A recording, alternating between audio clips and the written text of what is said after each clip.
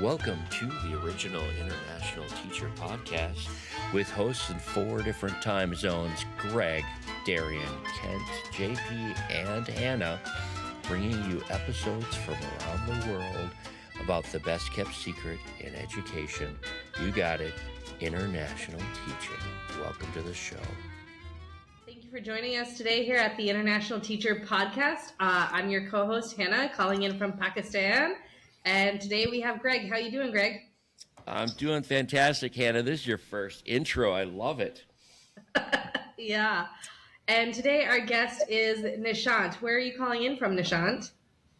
Hi, Hannah and Greg. I'm Nishant. I'm based in China, and I'm in Changchun. It's a small city in the north of China. Wow. That's awesome. So tell us a little bit about yourself, how you got into international teaching, Nishant. Yeah, Maybe so your I elevator. I came here in China back in 2014-15, just for 10 months on a project, and then I have to go back to my regular corporate work. But then I really fall in love with teaching, and China is a great place to be. And that time, being a tech person, I'm currently a tech director at an international school. So, being a tech person, it was a very exciting place to be. A lot of things were happening over internet, robots, and everything. So, I just stayed, and it's been 11 years now.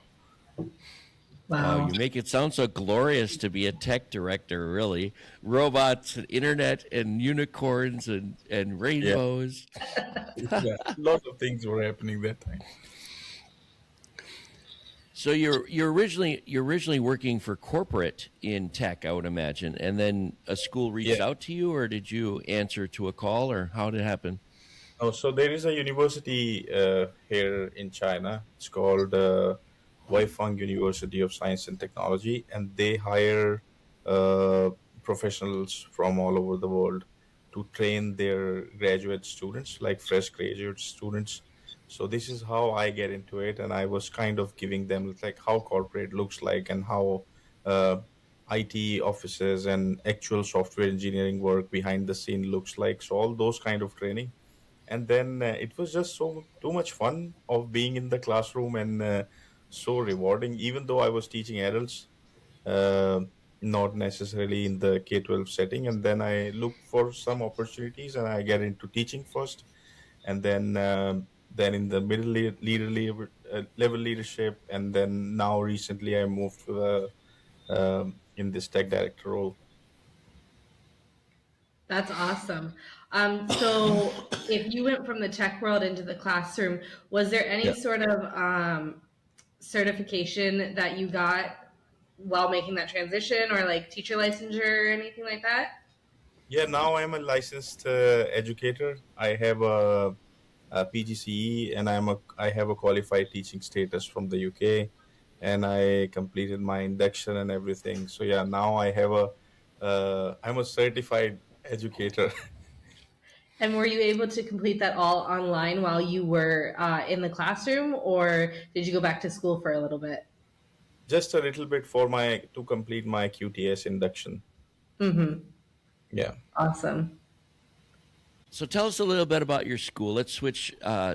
tactics here a little bit. Tell us about Hmm. your school that you work in currently, or the Hmm. one that you worked in before, whatever you'd like to share. Because a Yeah. lot of our listeners are from around the world or from Yeah. their home country. Would love to Mm-hmm. hear Mhm. about the school in general. Yeah. So I'm currently working at Changchun American International School, and it's an IB school, IB World School from PYP to DP. And this year we are going to celebrate our 20th anniversary of the school, and I'm working here as the Director of Technology and Innovation. So, and we are doing quite good in terms of tech, and overall, we got our own humanoid robot, which we are bringing in the classroom, and our VR programs are very successful. And AI became old now, but still, I will mention AI that we have a tool which we use with our secondary programs, and including our primary school. So we've been doing quite a lot of things. Is the AI robot in there in the room with you right now? No, not here yet. Here I have just some basic robots. Oh, So our I was hoping we'd be able to talk to the humanoid robot that you have at school. That's quite advanced for us. Yeah. I mean, we're just sort of hearing about things like this. What a yeah futuristic Mhm. situation! And yeah Do that's the, you're what. you're one of the first people that's come online and said, "Hey, AI is pretty old, and we've been doing it for years. So yeah, we've got our own stuff going." That's pretty Yeah, I impressive. What think do you it's think, Hannah? yeah, I think that's so impressive. I kind of want to know though, do these robots have names and yeah. personalities? Our robot name is our humanoid name is Harry Potter, and why we call it Harry Potter? First, we did a vote, and students picked this name, and then because it has its own closet, so Harry Potter used to live under the stairs, so that's why we call it Harry Potter, and he's I'm quite famous. speechless. I don't even know where to go with that. That's so funny. I love that. I love kids. They're so funny. Mhm. And Oh my he god. and then we have a name card like this for it, and it's called Harry Potter, and he's our honorary human resource officer. Well, I bet every parent that walks in, every student that walks in wants to see this. So I can't imagine you're probably trying to train it and take it in through different classrooms to do different activities. It's a showstopper. Yeah. Yeah, that's still we are working on it because it's early. We were one of the first school uh, to use humanoid for like pedagogical and academic purposes. So we are still building our curriculum and programs around it. But hopefully next academic year we will start taking it to the classroom across the curriculum. For now, we are only using it for like teaching code and like managing the humanoid is also a skill. So we let students in, including grade 1 to grade 12, to operate it through voice and through controllers and things. Give us a So success story. yeah. I'm sorry, Hannah. You want to go? No, I was that a Oh, success I'm story. sorry. My mind has exploded. Can you give us a success story, like a little snippet story of a success that you had one day with the humanoid being in a classroom or something that happened that was amazing? Yeah. Yeah, So give I you a can moment to give think. you, yeah, I can give you an example. It's like uh, how we came up to this parts, like what we are doing, why we are doing it. So there was a the first world's first humanoid games happened in Beijing. If you do a Google search, you will find a lot of videos and pictures. So this is what inspired us that managing and operating these humanoids are also a kind of a skill. So we should not go too deep into it and make it difficult. Let's start with from the simple part. So we took our all of our students from grade 1 to grade 12, different levels like early primary students or elementary students just operated it through voice, and then we play some games. It's like doing a rally race with the humanoid or doing like kind of musical chair with the humanoid, and kids just love it. And we had questions from the like grade 2. One of the grade 2 was student was asking humanoid, it's like, okay, we know you can look like human, you can talk, but how you do you poop? I am just so curious. That made my day that day. Yeah, that's hilarious. Yeah. Um, gosh, is it like adult size or how tall is it? You can say, I think it's 1.32 meters. So it's like at 11, 12 years old. Oh yeah. Hmm. Like around, yeah, 4.4 feet if you uh, count it like this. Okay. So Yeah. not too tall. Yeah. That's perfect for elementary. I mean, having one at your eye level, it's just like another student. Did you have it Yeah. just sitting there in the group when the kids walk in? I mean, that is, I can't imagine the chaos that would happen or the fascination that would happen with that. Yeah, it's like we take with a larger group, we take it sometimes when there is an event or something. But in the classroom, like we have around 15 to 20 students, not more than 20 students in one classroom. So then Do we you take students in batches, not together. And then we have proper lesson of operating the humanoid with different ways, and then doing different activities, and kids are having fun. dress it up for different events? Yeah, I'm not sure if I have a picture, but he participated in Halloween and No, God. was Did he wearing wear Harry Potter. Harry Let Potter? me Yeah. see. Yeah, let me see if I can find the picture. I have a picture. So he's taking part. And Yeah. if you know about the Shakespeare Film Festival, where students put their movies, so our school do a production, and he did a small role. Wow. Yeah, that's awesome. Yeah, That's certainly above and beyond what a lot of our listeners and what we as co-hosts have experienced. As I mean, I was a tech director in a very small country, Venezuela, in a very small school of 200, and it was hmm difficult to run. Back that was years and years ago, but hmm I can imagine how something is disruptive like this yeah, and something that you have to focus on, put a lot of time into. You probably have a team of techies that are sort of yeah, harnessing it and trying to guide it, and that's part of your job is to have that vision. yeah. What's your next vision for this robot? I mean, it's done some coding, it's done some. I think you mentioned before your goal is to get it like deeper into the curriculum and get it into classes to help teach. Yeah. Yeah, so as you said that you've been a tech director, so you can understand that it's kind of a breathe of a fresh air. Like it's not a software tool or like new things, which it is really disruptive and something which always makes me excited to talk about as well. So I'm taking it like my vision is to divide it into different parts and go slow, but make sure that it is effective. So I don't. We have strong buy-in. It's not just like a gimmick where teachers or students just go once and then they never wants to go back. So my idea is it's like first we gave them this first experience where they operate and get excited. Now the next step is to use coding. So it supports Python and it supports block programming as well. So students code and we do small activities from their tech classes and make it moves like move these steps and then a little bit more advanced. It can move its waist and then sit and do some dance moves and things. And then the third step is like use it as a companion for language classes and all. But there is a long way to go because we got Unitree G1, if you hear about it. So Unitree is working on updating their software. So uh, by the time it will keep updating, and then we will have more integration of it across the subject. So this is my vision for our Harry Potter.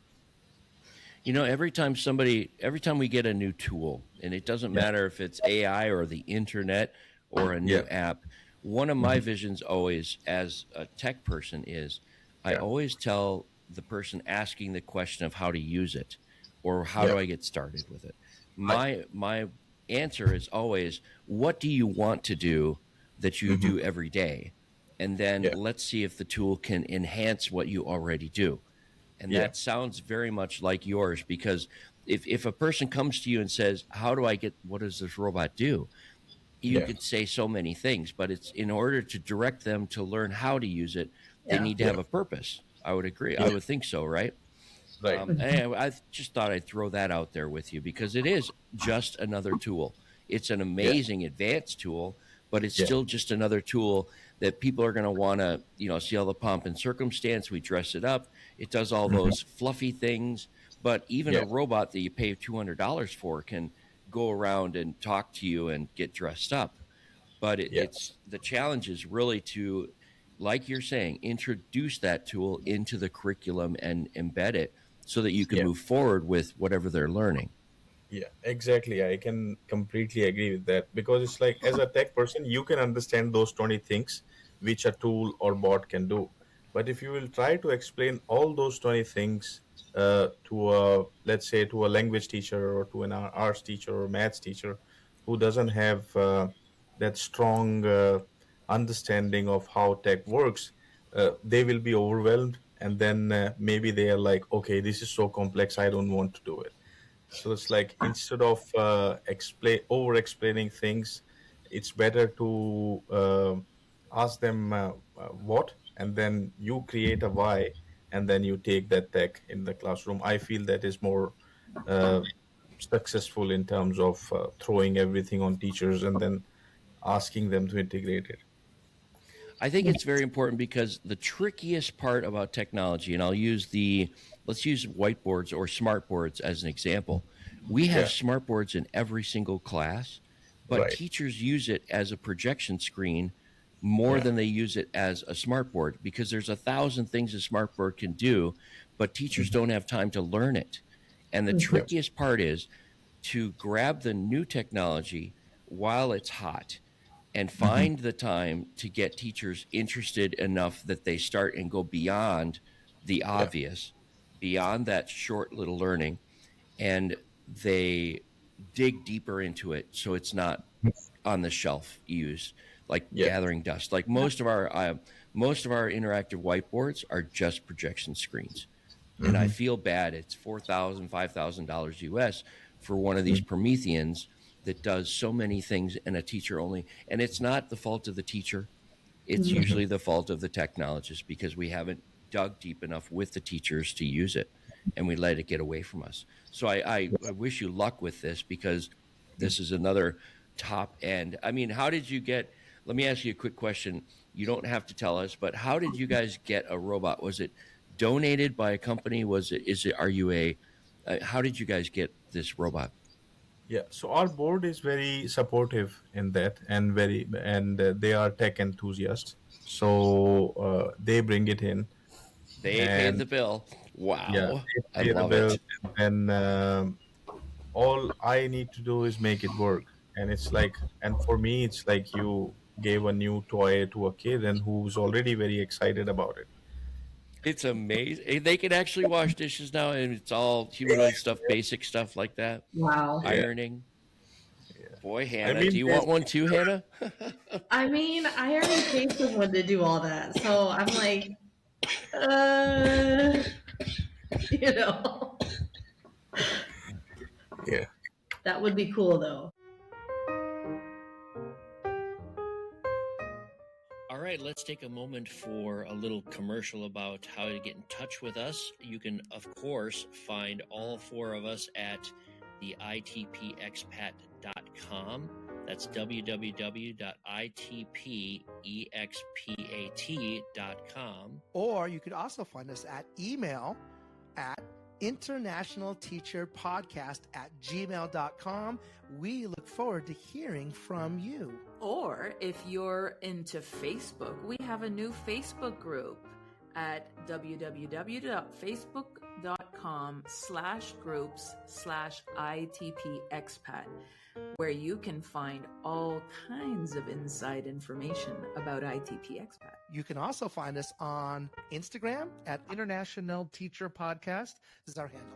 All right, and thank you, listeners. We have over 100 countries represented by our listeners, and though we're not monetized, we are here for you, and we would like to thank all of you for listening. So let's get back to the show. If I could pay, or if I could get a robot to do some other things for me, like type papers for my master's, just kidding. Yeah. Or maybe do some of the housework while I'm working on my papers, right? Hmm. That would be great. Yeah. So it's an exciting play here, and its humanoid market is getting very big here in China. It's like you can easily, there is a in Beijing there is one of the world's first robotics mall. It's like the whole mall is where they have all of these robotics and humanoid companies, and then you can have uh, like the commercial bots and the personal ones, the small ones which you can use and play around with. So it's Wow, an that sounds so fascinating. yeah. So you can just go and buy your own bot, and it's not going to cost you like a ton of money. Yeah, not as much as like it is in different part of the world. Yeah. Are they all produced there, or are they, I guess, I don't, so is within this mall, I mean, like, do they make Mhm. them at the mall and they can show you all the different features of it then? The mall is just like how you go to walk into a Oh, shopping mall and they have different stores with yeah. their products. It's mostly like this, but they have their own manufacturing unit Uh-huh. and made in China. So there is just like those big clothing stores. They have robotic store. You just walk in, experience, and see what is happening. It's a very exciting place to be. I don't know if I'm fascinated or a little nervous that this robot's gonna take over my job one day, huh? If you're teaching it how to teach. No, we are not teaching it to how to teach, but yeah, it can be a very good companion. You can say it's like who can help Okay. students to learn or engage a little bit. And like I said, it's still very new. So I'm also working with my teachers, different subject teachers, taking their opinion and what they think, and then we are working together. And it's like how we can make efficient use of it, Yeah. and like some use cases which make sense, not really like okay, he's going to the classroom and then take some marketing pictures and post it. I tell you what, I my mind is 1,000 questions about it. I could easily see how it becomes a headache for you as a tech director at a school. It must be there are so many things going on around you that you have to keep that big picture. I do Yeah. have a question for you. Can you tell us a little bit about your school as far as size and where the students and teachers come from? So, how many students, for example, are there in the school? Is it K through 12?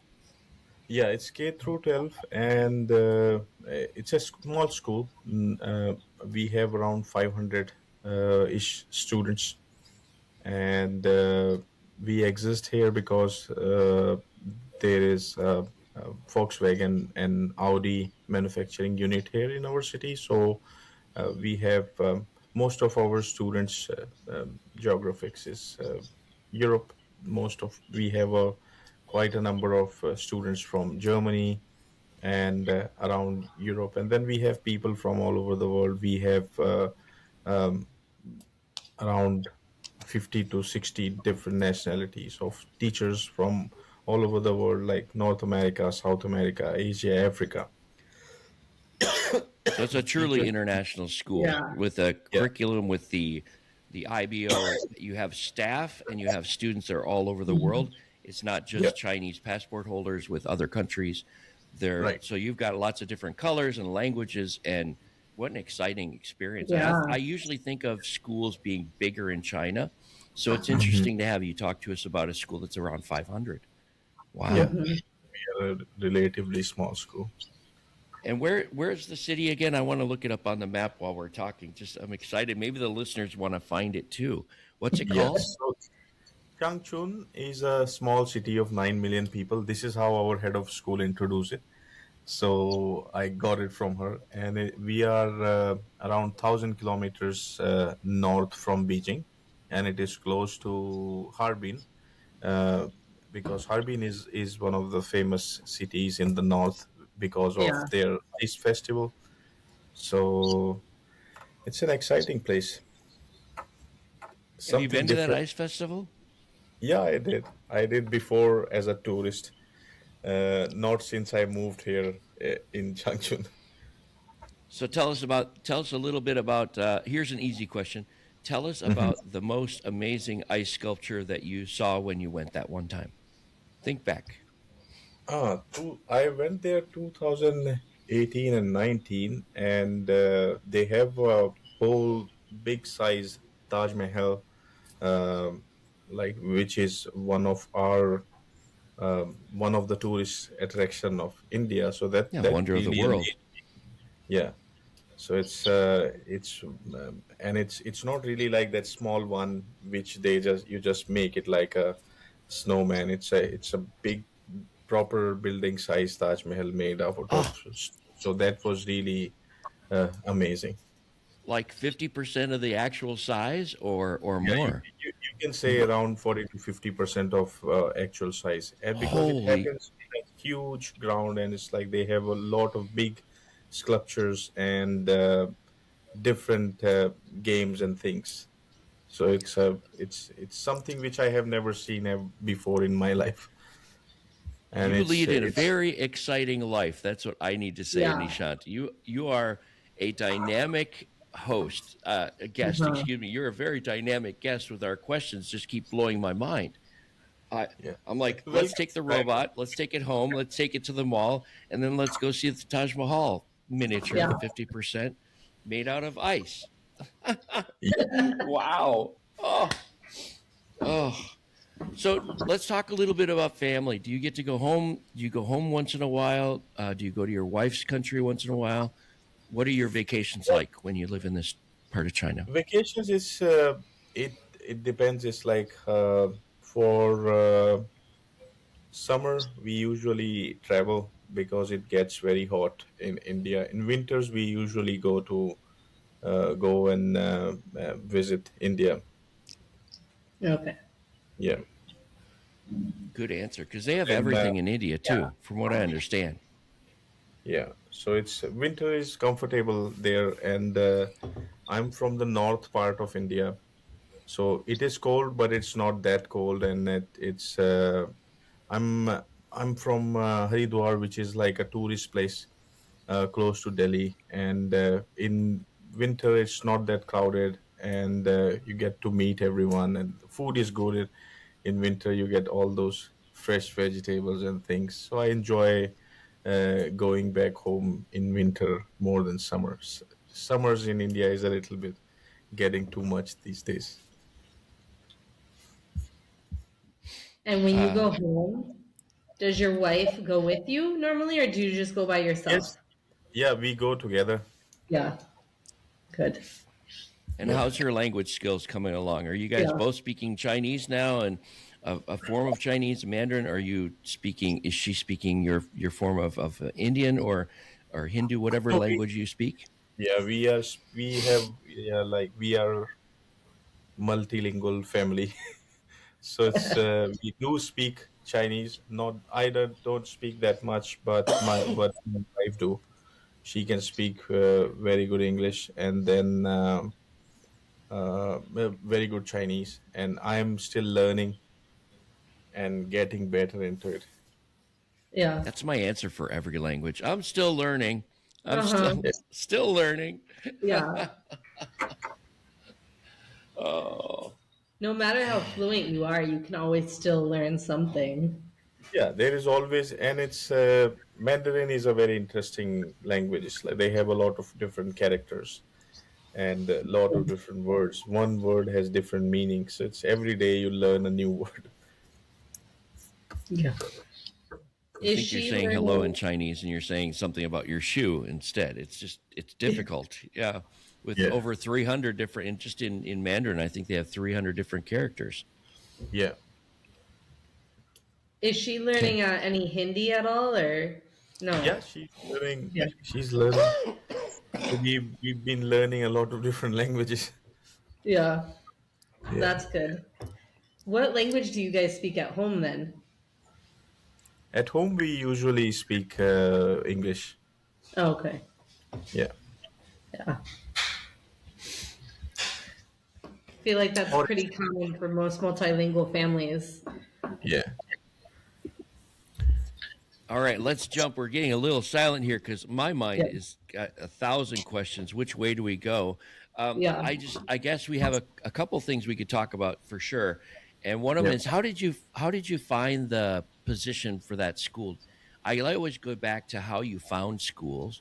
The first Hmm. school you worked at when you transferred from corporate to schooling, Yeah. did you do a job fair or just was it on the internet or word of mouth? How was it found?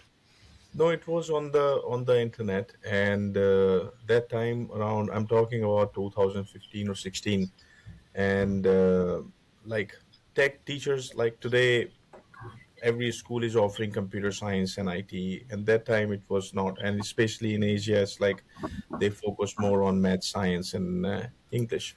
So there was one school hiring ICT teacher. It was a Cambridge school. They used to offer IGCSE and A levels, and then I applied for that school by myself.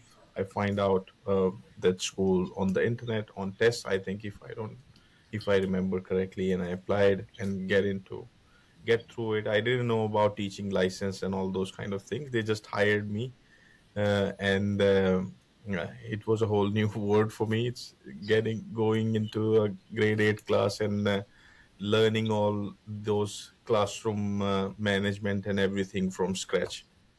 Mm-hmm. Well, it's exciting because international schools do have opportunities like that, but it's about timing. Yeah, And to be able to enter into a position, especially tech, I know a lot yeah. of people have gone in through tech and they've been Hmm. absorbed by the school and they do so well that the school wants them to be certified as an Yeah, educator so that they can be a part of the environment, like not according to their accreditation. They want yeah. all of their teachers to be accredited and teaching license, etc. So you definitely hit upon a great time for that school at that time because they could hire you, have you on as a tech, and then you help you get and move through the process. It's not Hmm. easy, and Yeah. it's not Yeah. for everybody. I mean, people would love to have that, but Hmm. then after you've got, and then the fact that you wanted to be accredited, that you wanted to become a teacher, and you gave Yeah, back Mm-hmm. to that school, yeah. then that Because opened it's up a lot of opportunities after that. Once you were, obviously now you're at a great school and you're in the inner circle of the management with the tech director. yeah, Wow. and then gradually it's like uh, tech integration started happening, and then teams have their education modules, so that started getting penetrated into education, and then school management system, learning management systems started becoming normal, so every school have. So I used to be that guy, the first guy to lead it and take it into that direction. So everything was very new, and then when COVID happened overnight, we had to go online, and Mm-hmm. then now some of these things which was very new became normal in a very short amount of time. Yeah, both of us are our respective schools are teaching online right now because of all the unrest in the Middle East.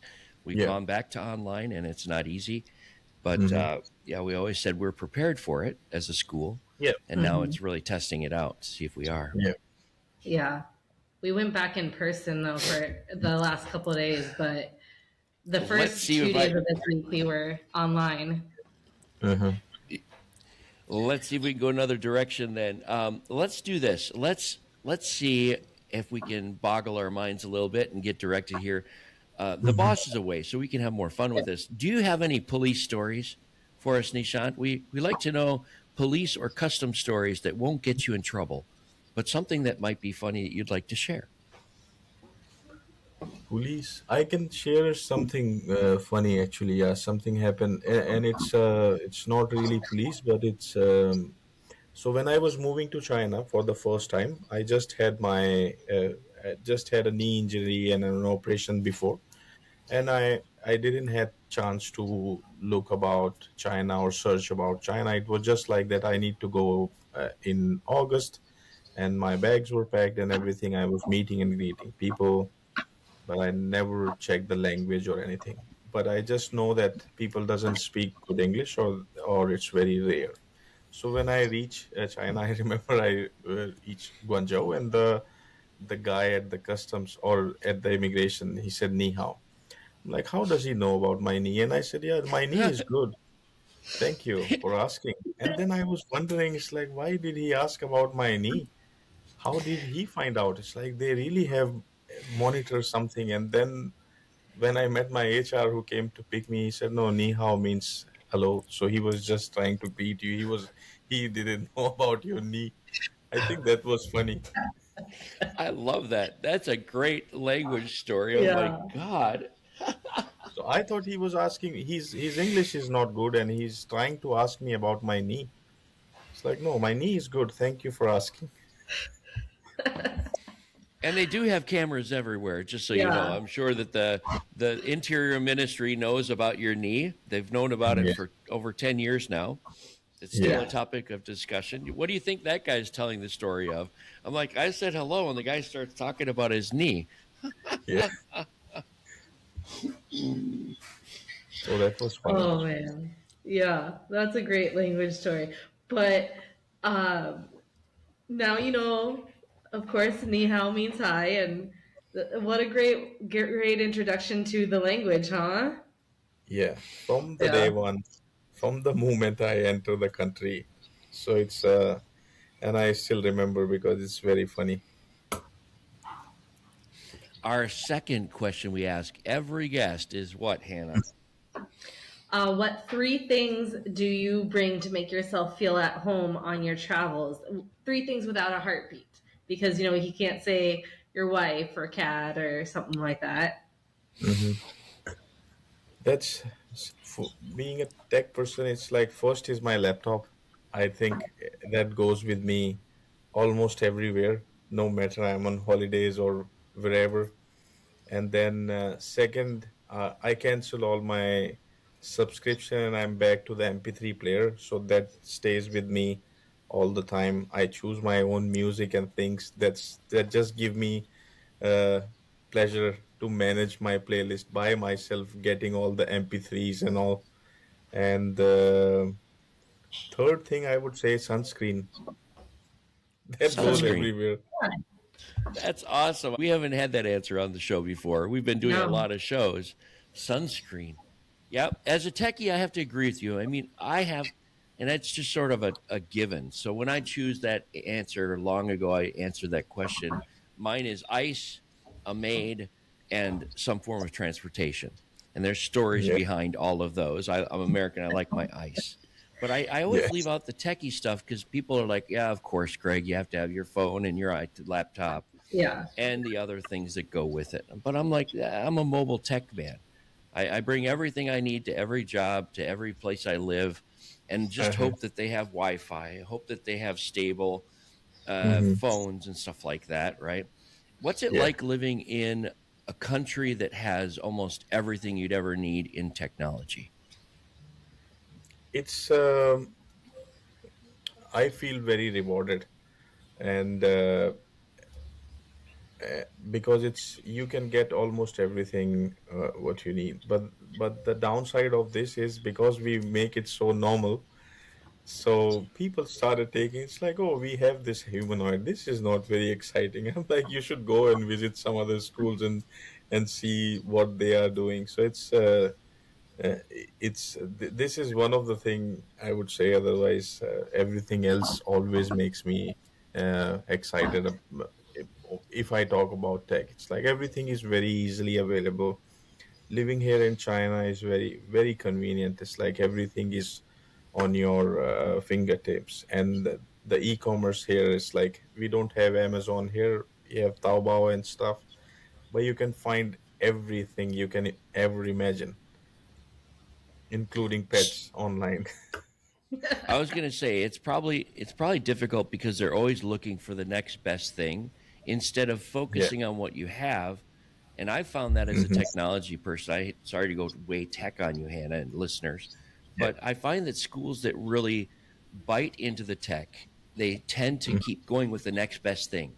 And some of those things, like the whiteboards or the interactive whiteboards, they just go off to the side and we're Hmm. not really using it. One of my goals at school is to use everything as much as we can. Like it never sit in a box.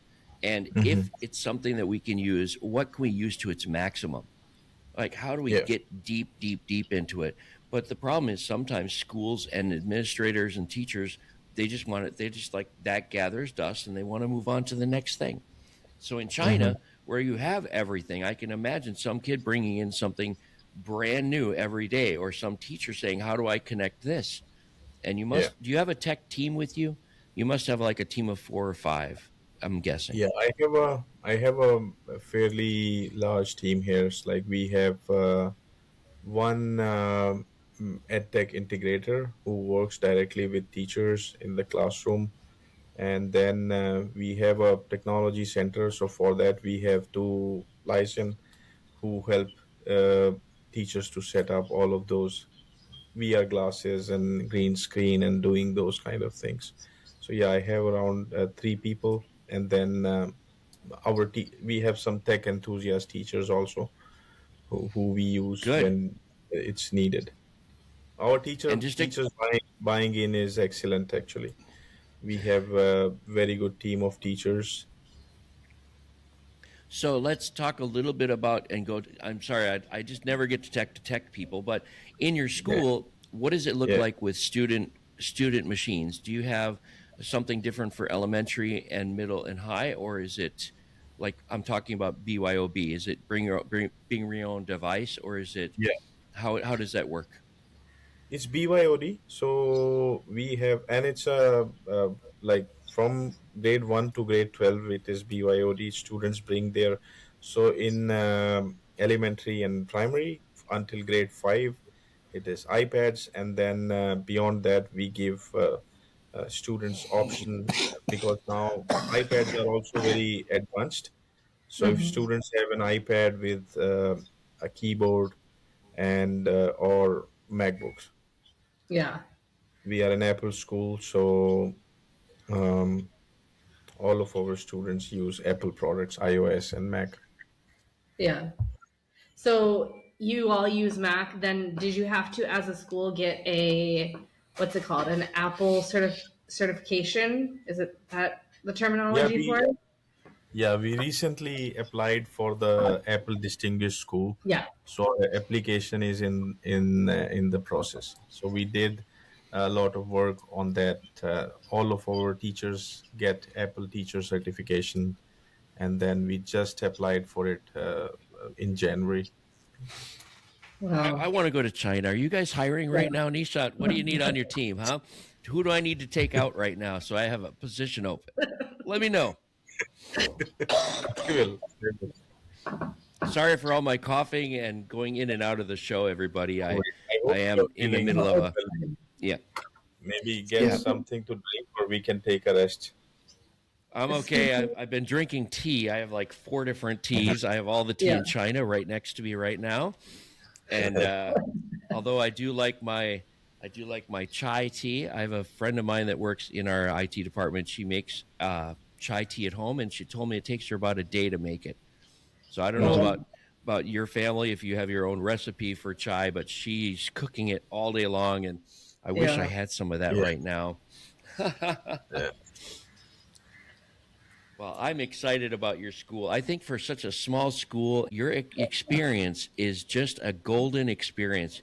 You didn't expect to be in a school, you're working for a corporation, you end up teaching in a school and getting your certification. Now you're running a tech for a 500 student school, which is not very big for China, and yeah. you've got a humanoid. I think this is a great experience. What a great show it's Yeah. been. How about some last thoughts? Do you have anything that you want to leave listeners with about teaching in China or anything that you'd like to touch on to end our show? Yeah. So I would like to say it's like people who are in China, they can relate to it. That welcome to China. It's a very great place to be. It's very safe and secure, and but it's not for everyone.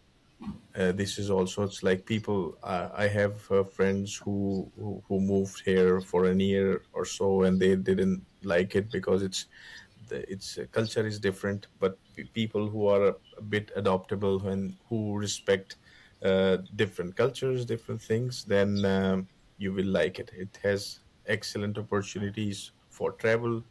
People are nice, and food is good, air is good, which is we don't really see in the news. So it does get difficult in winter sometimes, but it's overall it's an excellent place. And if you are a techie, then you will like it. Mhm. Hannah? Yeah, I've taught in schools with technology, with smart boards, and I've taught in schools without. a lot of technology, and I would just say that like using technology, I think is, of course we're going into the future, and I think it's important to learn those skills as a teacher. At my previous school, we had smart boards, and we didn't have anyone to teach us how to use them. So I spent time doing my own training, figuring out how to use them. And I was teaching early childhood at the time. And I even was able to integrate it into my classroom as more than just a projector. Because, these are important skills that our kids need to learn growing up and going on into the future, right? And into the real world. So I would just encourage any and all teachers out there to do your own training and kind of figure out how to use the technology that you have on hand, right?